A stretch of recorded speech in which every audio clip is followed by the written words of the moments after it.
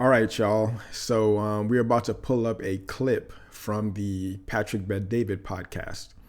And I believe this clip is very important for, I would say, pro-America First people to take a look at, because it represents the independent voter, not necessarily the independent voter, but the Democrat voter, you know what I mean? And it's very telling. You know, I grew up pretty much the same way that Stephen A. grew up, in the inner city, Brooklyn, New York, and also to immigrant parents. And Stephen A. doing well for himself. So he doesn't really live the same way that the folks that he grew up with live currently. So the policies, the environment, it doesn't affect him as much. So without any further ado, let's pull this clip up and then let's review it together.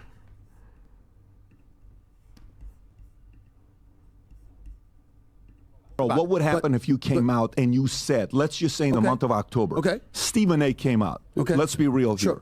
You came out on your podcast, obviously not at the network you would, but on your podcast, you said, guys, I'm going to say something right now. You guys are going to be very upset at me.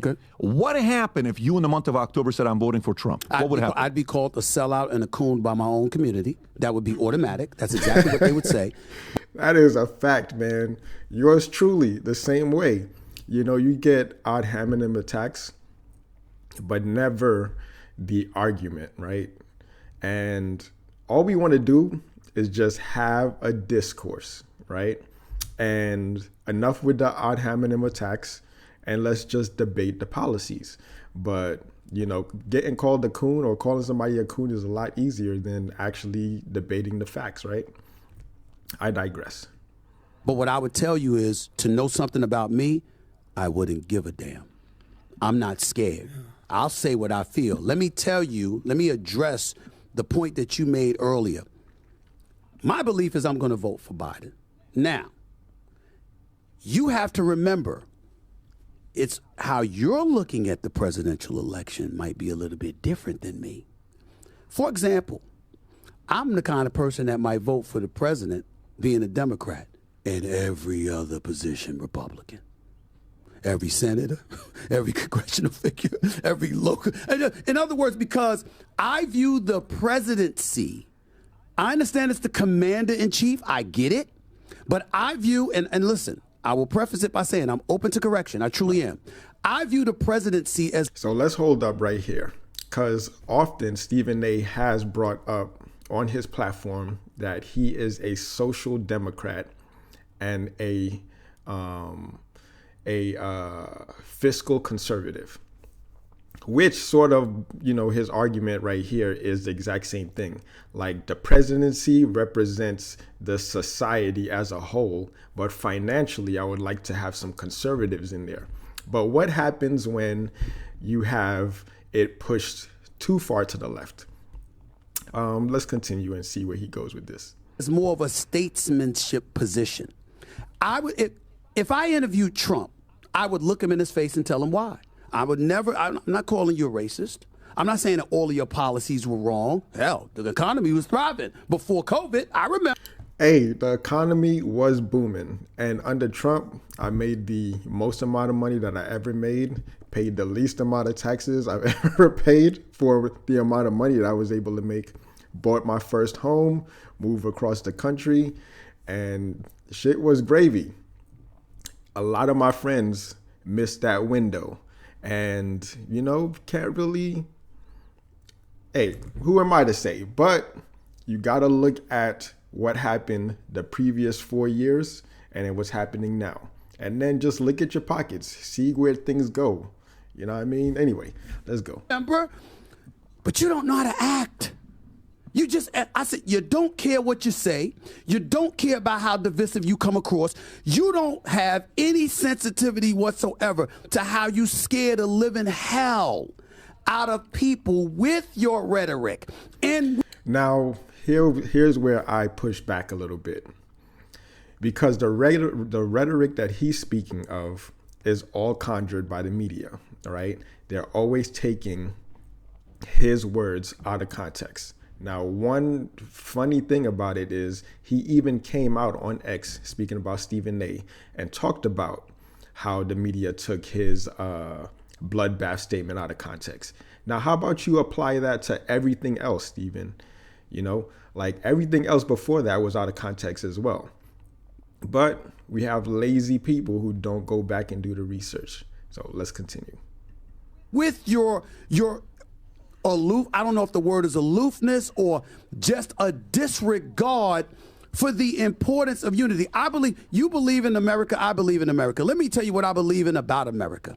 I believe that when we're together, nothing can stop us. Nothing. I don't care if it's a bad president. I don't care if it's bad people on Capitol Hill. I don't care if corporate America is garbage. I don't care if Wall Street's messing up. We will overcome anything when we're together. What would happen? Yeah. I would encourage you guys to go watch this interview. What Patrick Bet-David is doing is probably the only one who is willing to talk with both sides of the aisle. And that's with Stephen A. And that's your right side and your left side of the aisle. And what he's pointing at is the different hypocrisy and also how people just misjudge.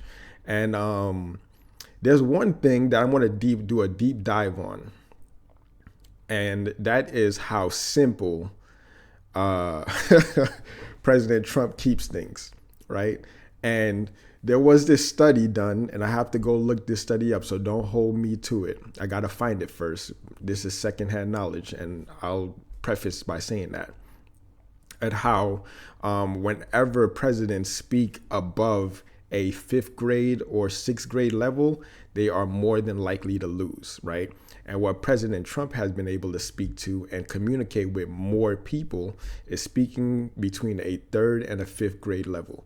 You know, the man Trump, he's like that bully in school. He keeps it simple with his little attacks here and there, and the people understand him, you know, and it infuriates the quote unquote intelligent people out there. And what people see as intelligent, like a Stephen A. Smith, I see as ignorance. And that's actually a perfect place to be, because when you're ignorant, you're open to learning more. Me, I am happy that I don't know it all, but I can use a platform like this that I created to educate myself, right? And learn from the people, because the people's voice are getting trampled on and the agendas of the people aren't being met. So I would like to have more discussions like this and talk to people from different walks of life and different understandings and whatnot, and sort of see if there is more that I don't know, right? I'm open to learning more. But I'll leave with that being said, I'll leave the full interview down in the comments, and you guys go take a look and let me know what you think. Till the next time, peace.